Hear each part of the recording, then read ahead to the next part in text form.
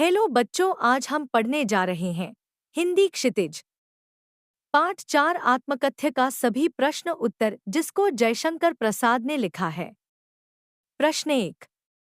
कवि आत्मकथा लिखने से क्यों बचना चाहते हैं? उत्तर। कवि आत्मकथा लिखने से इसलिए बचना चाहते हैं क्योंकि उनका जीवन दुखदायी घटनाओं से भरा पड़ा है। अपनी सरलता के कारण उन्होंने कई बार धोखा भी खाया है। वे मजाक का कारण नहीं बनाना चाहते, उन्हें लगता है कि उनकी आत्मकथा में कुछ रोचक और प्रेरक नहीं है। प्रश्न 2।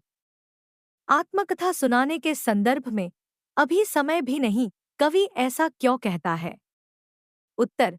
कवि के अनुसार उन्हें कोई बड़ी उपलब्धि प्राप्त नहीं है। उनका जीवन संघर्षों से भरा पड़ा है। वह अपने अभावग्रस्त जीवन के दुखों को खुद तक सीमित रखना चाहते हैं। इसलिए कवि कहते हैं उनके आत्मकथा लिखने का अभी समय नहीं हुआ है। प्रश्न 3।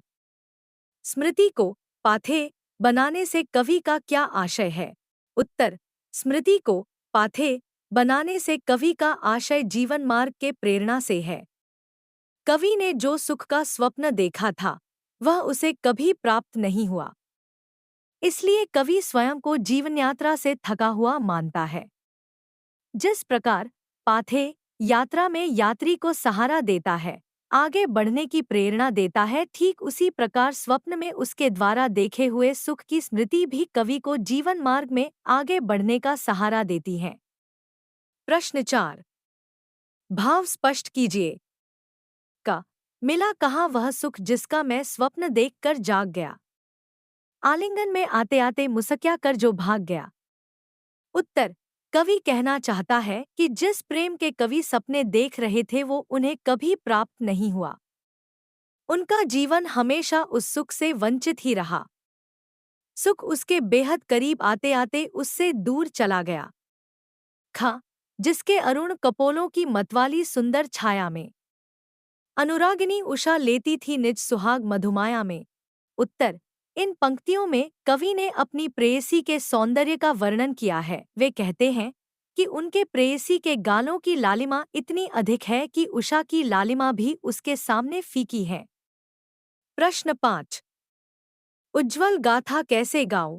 मधुर चांदनी रातों की कथन के माध्यम से कवि क्या कहना चाहता है? उत्तर।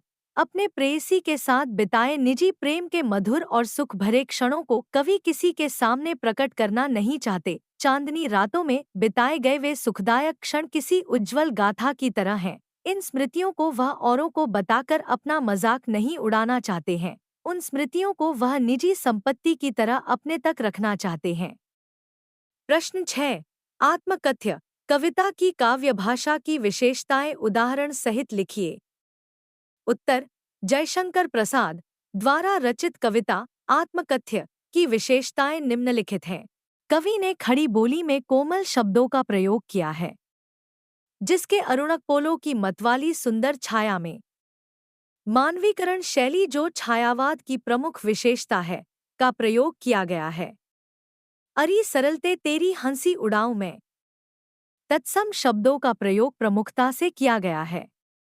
इस गंभीर अनंत नीलिमा में अनसख्य जीवन इतिहास गीत में गेय और छंदबद्ध है।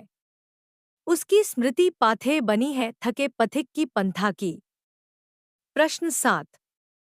कवि ने जो सुख का स्वप्न देखा था उसे कविता में किस रूप में अभिव्यक्त किया है? उत्तर। कवि के सुखद स्वप्न में उन्हें अपने प्रेयसी के साथ कुछ क्षण बिताने का मौका मिला। आलिंगन में लेने से पूर्व उनकी प्रेयसी उनसे दूर चली गई। चांदनी रात में प्रेयसी के साथ हुई बातें सदा के लिए दुख में तब्दील हो गईं। रचना और अभिव्यक्ति। प्रश्न 8। इस कविता के माध्यम से प्रसाद जी के व्यक्तित्व की जो झलक मिलती है उसे अपने शब्दों में लिखिए। उत्तर।